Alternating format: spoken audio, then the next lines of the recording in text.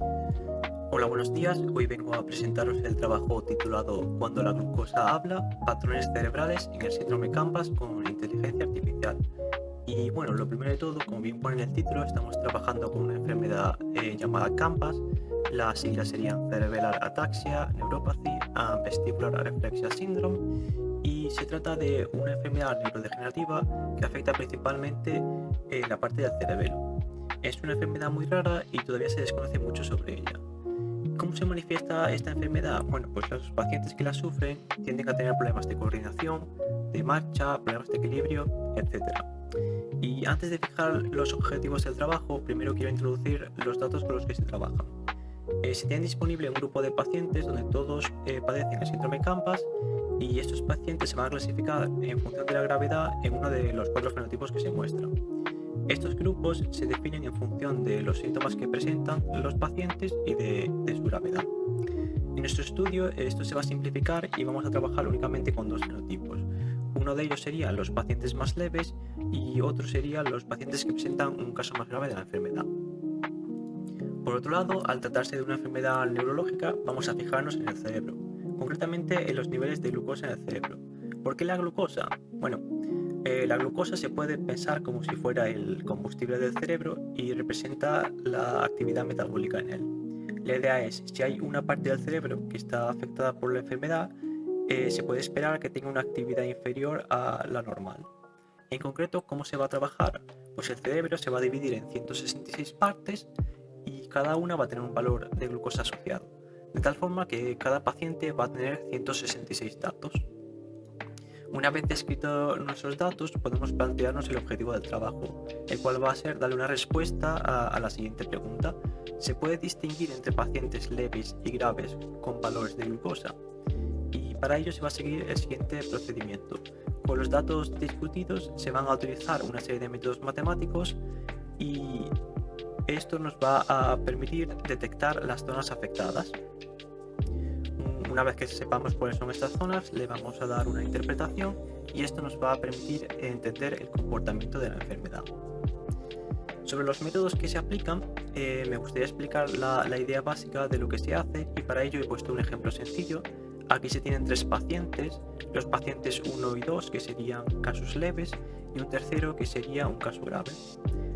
Para cada uno de ellos se tiene el nivel de glucosa en 2 zonas del cerebro, que podrían ser cualquiera. Yo aquí he puesto la 20 y la 21, y como se puede observar, para los 3 pacientes, tanto los leves como el grave, el valor de glucosa en la zona 20 es muy similar. Entonces, en principio, esta zona no sería afectada, ya que no podemos distinguir entre los leves y el grave.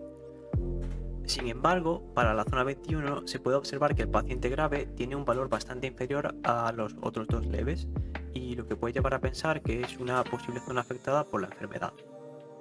A la hora de aplicar nuestros métodos hay que considerar de manera conjunta todos los pacientes y todas las zonas del cerebro, y de esta forma se va a poder encontrar patrones de glucosa en el cerebro, es decir, las zonas afectadas por el síndrome Campbell.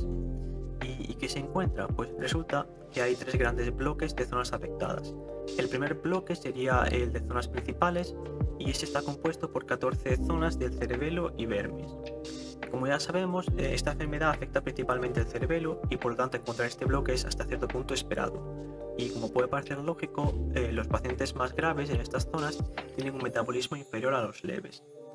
El motivo por el que se agrupan en un mismo bloque es porque evolucionan de manera conjunta. Es decir, estas 14 zonas tienen un patrón similar de afectación. De esta misma manera se van a definir otros 2 bloques de zonas, que serían las zonas secundarias, y tenemos un bloque, este bloque 2, que está compuesto por 10 zonas del lóbulo frontal y el lóbulo parietal. Y aquí, igual que antes, los pacientes más graves tienen un metabolismo inferior, pero digamos que la evolución en estas zonas es distinta a las del bloque 1, y por eso se agrupan en 2 bloques distintos.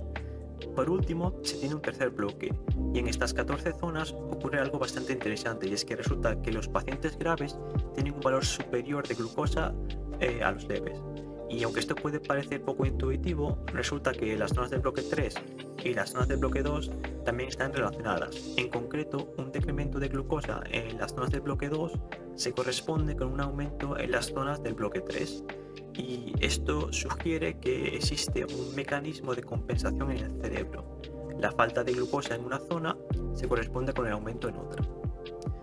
Una vez que hemos descrito las zonas afectadas, el siguiente paso sería dar una respuesta a la pregunta que nos planteamos al principio de si se puede distinguir entre pacientes leves y graves con valores de glucosa, y para ello se van a entrenar modelos de clasificación. Si somos capaces de clasificar correctamente a los pacientes, eso significa que estaríamos dando una respuesta afirmativa. ¿Y qué se obtiene? Pues resulta que los modelos son capaces de clasificar a los pacientes con una precisión por encima del 90%. Y que los modelos sean capaces de clasificar correctamente es útil de por sí, pero es que al mismo tiempo es la conclusión más importante del trabajo, y es que en efecto la severidad en el síndrome Campbell puede ser parcialmente explicada mediante el metabolismo cerebral. Y si recordamos, los pacientes se clasificaban en graves o leves en función de los síntomas que presentaban, mientras que los datos de glucosa se obtenían aparte. Es decir, dos variables que podríamos decir que vienen de caminos distintos, pues vemos que no son independientes, sino que están estrechamente relacionados. Y aparte de encontrar esta relación, también hemos podido hallar cuáles son las zonas afectadas, y además la hemos agrupado en tres bloques distintos según su comportamiento. Y con esto terminaría mi presentación el día de hoy, y simplemente agradeceros a todos y a todas vuestra atención.